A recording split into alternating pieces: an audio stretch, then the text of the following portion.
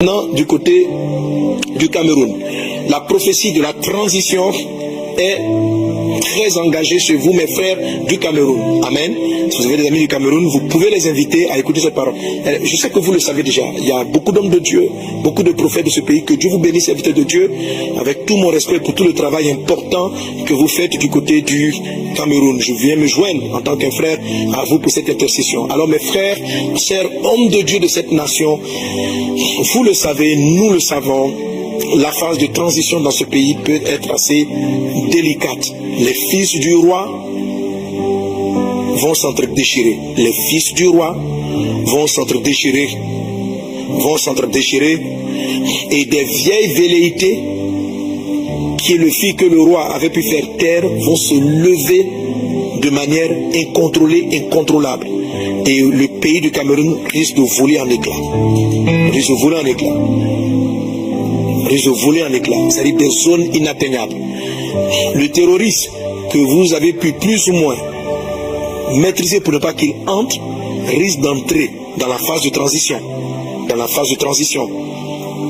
Il faut prier pour le roi, pour l'autorité. Il faut prier, j'avais dit dans les prophéties à partir du mois de juin, l'Esprit avait dit que les pères, les anciens, ceux qui ont dirigé, devaient vraiment travailler à la transition.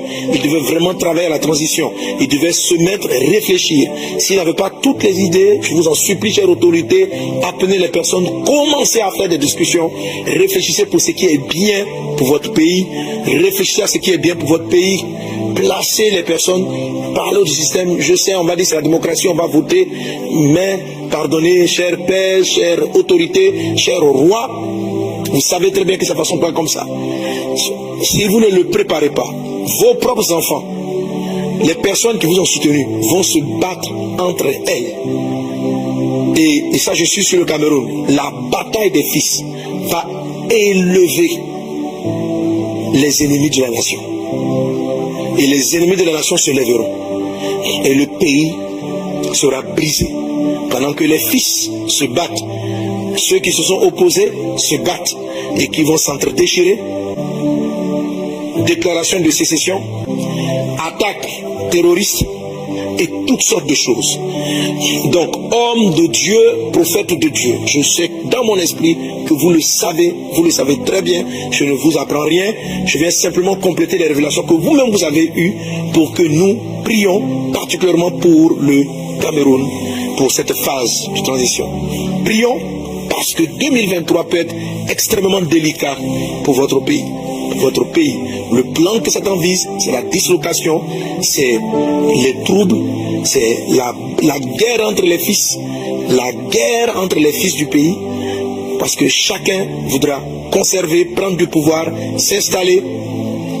Les velléités cachées qui avaient pu être, ce qui semblait être éteintes, vont se réveiller. Et je demande une fois de plus à tous les chefs, je vous en supplie, je sais que vous aimez vos pays, je sais que vous aimez vos nations, je sais que vous les aimez. Vous avez vos points de vue, mais dans le fond, vous êtes de ces nations, vous aimez votre pays. Je vous en supplie, faites en sorte que le jour où Dieu va estimer que votre temps est fini, parce que soit il va vous reprendre, ou vous-même vous sentez que vous devez céder, faites en sorte que tout soit posé, tout soit tranquille. Préparez votre départ. Le Seigneur m'avait dit quand vous allez partir, qui va partir, quand il doit partir, comment il doit partir. C'est pas de ça qu'il s'agit. Il s'agit simplement que ceux qui sont chefs aujourd'hui réfléchissent à la suite. Donc Satan va tout faire pour amener les chrétiens à ne plus prier pour l'autorité. On n'a pas dit de prier pour les autorités. Pas dit de prier pour les autorités quand elles sont chrétiennes et qu'elles ne le sont pas, on ne prie pas pour elles. Non. Quand l'apôtre écrit ce passage, on a affaire à des autorités qui sont persécutrices contre l'Église, qui se battent contre l'Église, qui rejettent l'Église. Malgré cela, le Seigneur a demandé à ce qu'on prie pour toute autorité. Donc nous devons prier pour les autorités, pas prier contre elles, mais prier pour elles. Si Dieu estime que l'autorité en place ne fait plus l'affaire, il va lui-même l'enlever. Amen. Voilà, il va lui-même, c'est lui qui établit les autorités, c'est lui qui les établit. Nous devons simplement, une fois qu'elles sont en place, prier pour elles, afin que Dieu leur accorde la sagesse, afin que Dieu leur accorde la grâce de pouvoir diriger